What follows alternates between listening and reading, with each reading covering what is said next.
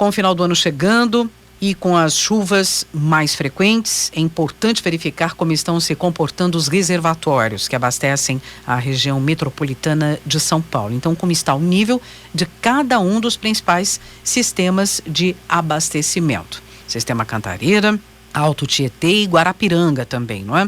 E qual é o prognóstico para os próximos meses? Vamos entender melhor esta situação? Converso com o professor Pedro Luiz Cortes, que é titular da ECA, a Escola de Comunicações e Artes, e também do Instituto de Energia e Ambiente, o IEE, da USP.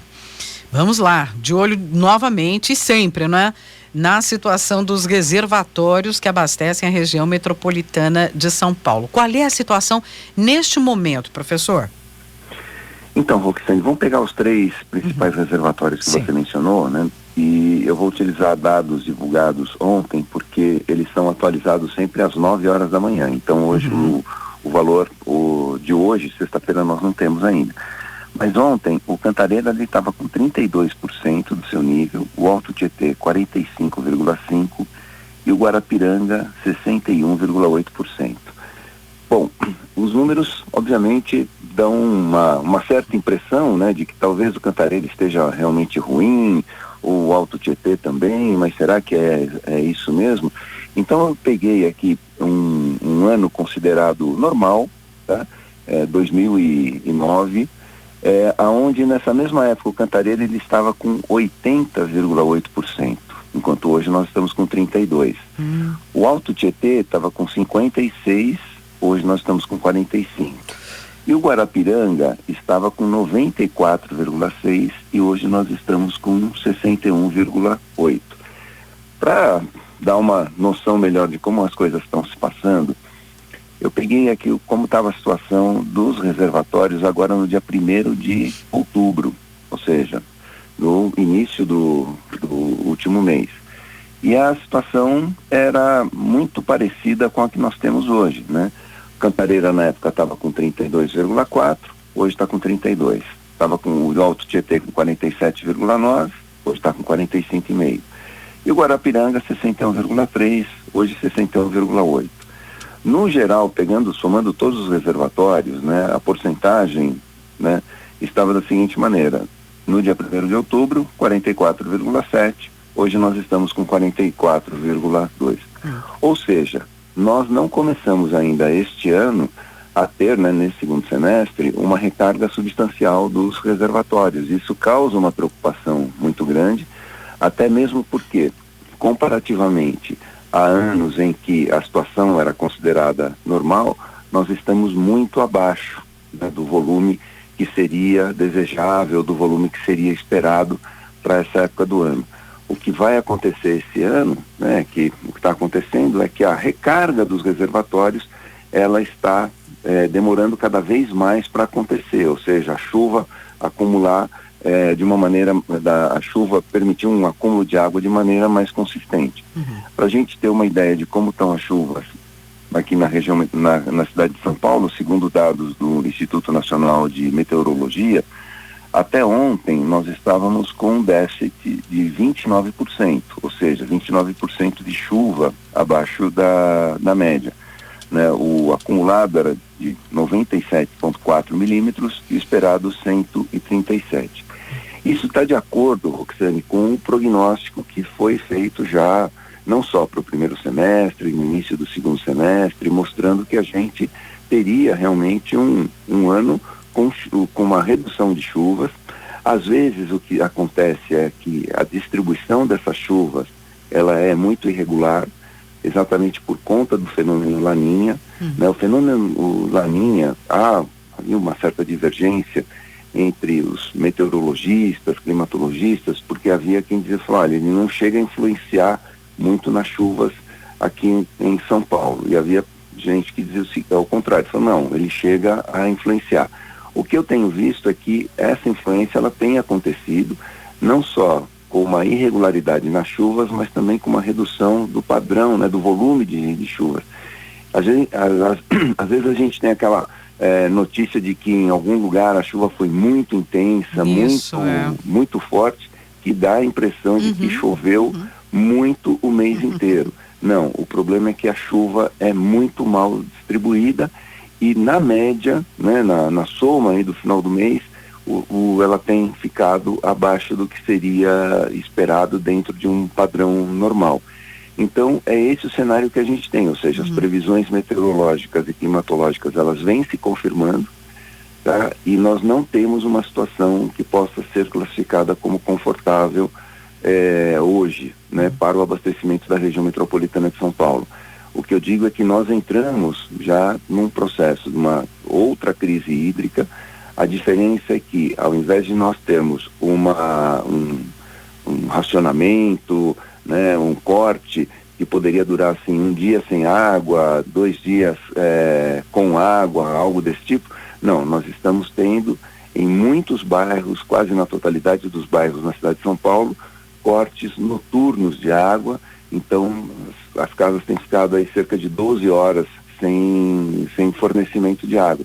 E isso tem impactado a população que mora nos bairros mais distantes e a população que não tem caixa d'água. Muita gente ainda não tem caixa d'água para armazenar a água que chega durante o dia. Então o que se passa? A pessoa trabalha o dia inteiro, chega em casa à noite, tomar um banho, preparar um alimento, lavar a roupa, não tem água. Então isso causa realmente um problema muito sério, porque a alegação da Sabesp é que nós temos uma medida tomada para evitar a perda na rede de distribuição, porque a rede ela tem vários vazamentos, né? Estima-se que cerca de 25% da água tratada ela seja perdida nesses vazamentos. Então, com a redução de pressão, nós temos aí uma redução das perdas. Mas a verdade é que esse programa ele foi ampliado no ano passado diante da situação muito ruim em que o Cantareira estava em 2021. E a situação esse ano não é muito melhor. Nós estávamos cerca de 28% ano passado, agora nós estamos em torno de 30% do volume, né? É preocupante, sem dúvida alguma. Isso que o professor disse é interessante, porque a gente vê chover demais, como por exemplo ontem, né? Caiu um pé d'água assustador. E aí a gente acha que está tudo bem. Não, né? Às vezes chove demais num certo determinado local por um dia, mas não é. Quando você vai olhar o todo, a situação não é bem assim. Então, tomando tudo isso que você diz, professor Pedro, o prognóstico para a chuva nos próximos meses, como é que fica? Então, ele não vai ser muito diferente do que tem acontecido até hoje. Nós vamos ter irregularidades nas chuvas, uma tendência de chuvas abaixo da média, né, comparativamente ao que o pessoal chama de normal climatológico, ou seja, assim, o que seria o normal para essa época do ano, a tendência é que as chuvas fiquem abaixo. Nós não teremos, sempre que eu falo isso, é tomando a média do mês, né, pegando a média não, a soma do total que aconteceu em um mês, nós não teremos um verão com chuvas substanciosas, com chuvas acima da média. Nós poderíamos ter, como aconteceu este ano, por exemplo, nós tivemos um janeiro com um mês muito chuvoso, mas aí chega fevereiro, praticamente não teve chuva. Então essa alternância, ela pode continuar a ocorrer ao longo dos próximos meses. Há uma tendência ainda, não está claro, que o Laninha, ele termine no final do próximo semestre, ou seja, nós teremos um primeiro semestre ainda sob a influência do Laninha e é possível que nós tenhamos um El Niño no segundo semestre e aí sim isso poderia trazer chuva em maior quantidade para a região metropolitana de São Paulo, para o estado de São Paulo.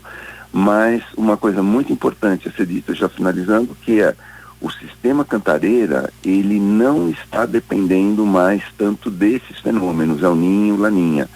Estudos mostram que ele sofre muito com as chuvas que vêm, né? Ele é abastecido principalmente com as chuvas que vêm da Amazônia, transportadas pelos chamados rios voadores, que tem uma importância significativa na região centro-sul do Brasil, porque essas chuvas que vêm da Amazônia, elas passam pelo Paraguai, chegam até o Uruguai, norte da Argentina, mas o que tem acontecido? Os ventos continuam soprando, só que eles estão transportando um volume menor, uma quantidade menor de umidade. E isso tem feito com que o Cantareira sofra muito ao longo dos últimos 10, 11 anos, com déficits sucessivos em relação do volume de chuva mensal em relação, ou anual, em relação ao que era esperado para essa época pro ano, né? Então isso preocupa muito porque ele continua sendo o principal sistema de abastecimento que nós temos na região metropolitana de São Paulo. E já encerrando, o que nós temos que fazer é pensar em novos modelos de abastecimento para as próximas décadas, porque o sistema atual, ele infelizmente, em que pese todo o esforço feito pela Sabesp, ele não tem conseguido mostrar resiliência face às mudanças climáticas. Tá aí, análise completa da situação, não é, em relação, então não vamos confundir aí justamente a chuva forte intensa num dia ou dois com a situação dos reservatórios em baixa ainda, não é, abaixo da expectativa. Professor Pedro Luiz Cortes, titular da ECA, do IEE, lembrando que tem um canal no YouTube, o Ambiente ao Nosso Meio, onde você pode acompanhar também e compartilhar nossas conversas semanais, assim como publicamos em nosso portal jornal.usp.br/atualidades, Jornal da USP no Ar, primeira edição. Professor, muito obrigada. Eu que agradeço, uma boa semana a todos.